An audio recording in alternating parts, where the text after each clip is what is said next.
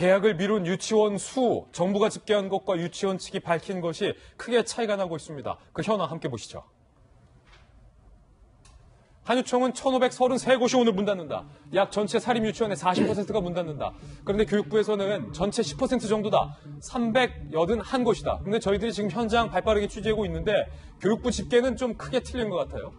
한유총과 교육부 사이에 아마 문 닫은 유치원이 있지 않을까. 어쨌든 보통 일은 아닌 것 같아요. 박용진 의원님. 네. 이 모든 발단이 박용진 의원의 문제 제기로부터 시작이 됐는데 지금 한유총 측에서 오늘 계약을 해야 되는데 계약을 안 하겠다라고 하고 있는 이유가 뭡니까?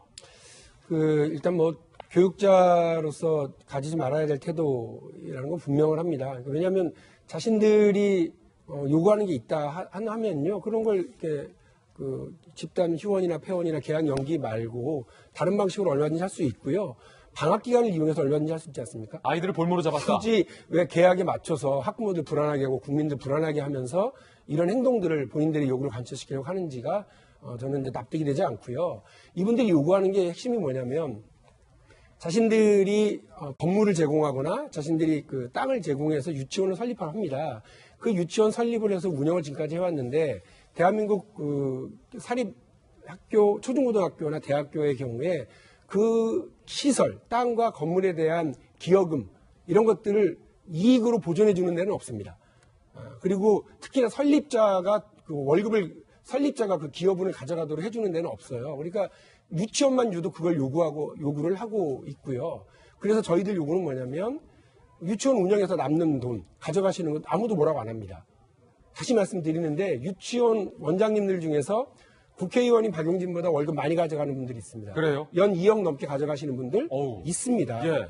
이분들이 그런데 대부분의 분들이 왜 월급을 통해서 자기들이 상한 제한이 없는 월급을 통해서 이익을 가져가면 되는데 왜 저러느냐?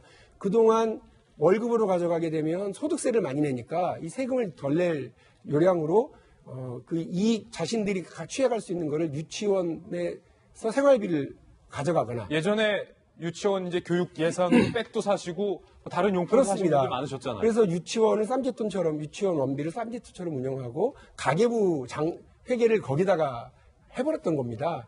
그런 걸 못하게 하기 위해서 에듀파인 시스템을 도입하겠다고 하니까 그 절대 반발을 하고 있는 거예요. 에듀파인 도입 못하겠다? 예, 에듀파인 도입을 반발을 하고 에듀파인을 도입을 하게 되면 미주알, 고주알 이러저러한 요구 조건이 많아요. 그중에 핵심이 설립자들의 기여분을 인정하라라고 하는 건데 아시겠습니다만 말씀드린 것처럼 원장님 월급으로도 가져가고 설립자의 자녀나 부인이나 이런 분들이 유치원에서 일하면서 또 월급으로 가져가고 있는 것들이 엄청나게 많습니다. 많게는 얼마씩 가져가시길래 그래요? 많은 경우는 5억까지 가져간 것으로 확인을 했습니다. 월급으로? 예. 연봉으로? 가족이요. 예. 그래서 이런 경우를 보다 투명하게 좀 할 수 있도록 하자라고 하는 것이 제 요구고 교육당국의 요구고 우리 학부모들의 요구입니다. 근데 이런 거 다 싫고 아이들을 볼모로 해서 내 이익을 우선하기 위해서 저렇게 요구를 하신다. 납득되기가 어렵고요. 교육자에게 포기하신 것 아니냐고 말씀드리지 않을 수 없습니다. 예. 그러니까 유치원 어린이 아이 한 명당 변한봉 변호사님, 이제 정부에서 교육 예산이 지원되는데 그 돈을 갖고 쌈짓돈처럼 썼던 일부 유치원들의 비리 문제를 박용진 의원이 고발하면서 이거 공인된 에듀파인 시스템에 등록을 해라 라는 요구 조건이었는데 한유총은 그거 못 받겠다라고 지금 미루고 있는데 한유총 측의 입장도 좀 한번 들어볼 필요는 있을 것 같아요.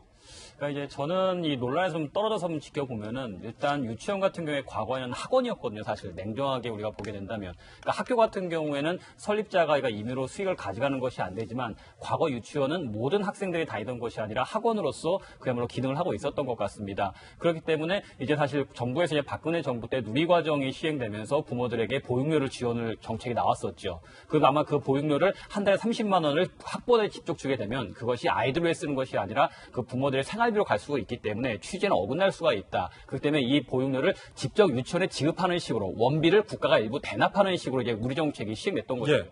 그럼 사립유치원 입장에서는 어차피 우리가 예를 들어서 만약에 50만 원의 원비를 받아야 되는데 학부모로부터 20만 원을 받고 국가로부터 30만 원을 받아서 우리는 전과 같이 똑같이 50만 원을 받게 되는 것이다. 국가의 보조가 아니라 국가는 원비의 일부를 주는 것이기 때문에 과거와는 다른 것이 전혀 없지 않느냐. 여전히 우리는 학원과 같은 입장이다라고 생각을 하고 있는 것 같습니다. 물론 이제 그 와중에서 일부 유치원의 경우에는 과다한 수익수를 가져가고 과다한 수익을 가져가고 또한 이제 뭐 자신의 소득세를 안 내기 위해서 유치원 원비를 통해서 자신의 생활비를 좀 충당을 하고 그런 잘못된 경우가 있기는 했겠죠. 하지만 대부분 사립 유치원 원장님들의 생각은 제가 한번 들어보면 그분들은 과거와 똑같이 학원이고 국가는 지원을 해준다고 하지만 그것은 원비를 대신 대납해 준 것에 불과한데 이것을 왜 똑같이 학교라고 보려고 하느냐라는 좀 인식이 있는 것 같습니다. 그렇다고 해서 그분들의 인식이 절대 옳다는 것은 아니고 다만 이제 과거에 학원으로 운영되었던 유치원들을 학교로 전환시키는 과정이다 보니까 뭔가 좀 속도 조절이 필요하지 않았을까라는 좀 아쉬움이 좀 있습니다.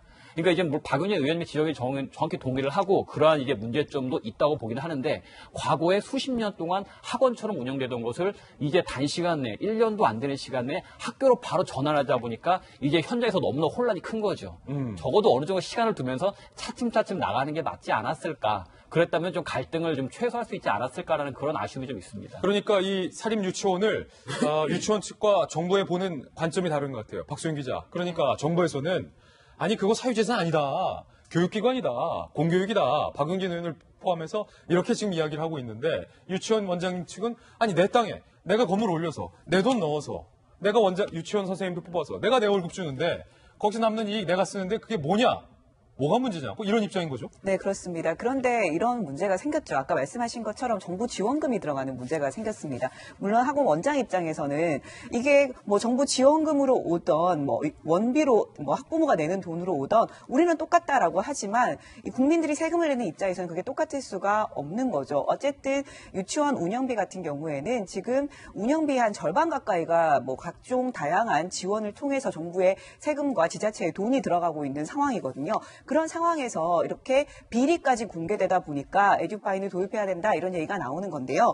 물론 이 지금 상황에서 한유총이 할 말이 좀 많이 부족한 건 맞죠. 그런데 문제는 이 문제가 노출이 된 게 벌써 지난해 10월입니다. 지난해 10월에 이 다양한 사립 유치원의 비리가 공개가 되면서 이 문제가 불거졌고요.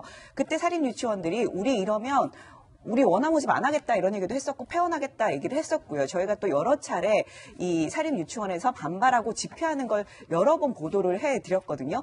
그럼에도 불구하고 지금 4개월이 넘게 지났는데 정부와 이 사립 유치원이 전혀 갈등을 해결하지 못하고 있는 상황이고요. 갈등이 더 극한으로 당하는 상황입니다. 정부는 이들 오늘 이렇게 개원하지 않으면 정부 고발하겠다, 형사 고발하겠다 이렇게 얘기를 하고 있고요. 지금 형사 고발하면 사립 유치원은 우리는 그럼 폐원하겠다라고 얘기를 하고 있습니다. 예. 자, 물론 지금 양측이 이렇게 돼버리면서 가장 피해를 받고 있는 사람들은 지금 당장 학부모죠. 애들을 보낼 곳이 없어서 발을 동동 구리는 것은 학부모들인데 정부도 해결책을 내놓지 않고 있고요. 정부도 어떻게든 뭐 다른 데 보내세요라고 얘기는 하고 있지만 엄마 입장에서는 그게 마음이 편하지 않죠. 맨날 다니던 유치원이 아닌 다른 곳을 보내면 엄마가 어떻게 편하게 일을 할 수 있겠습니까?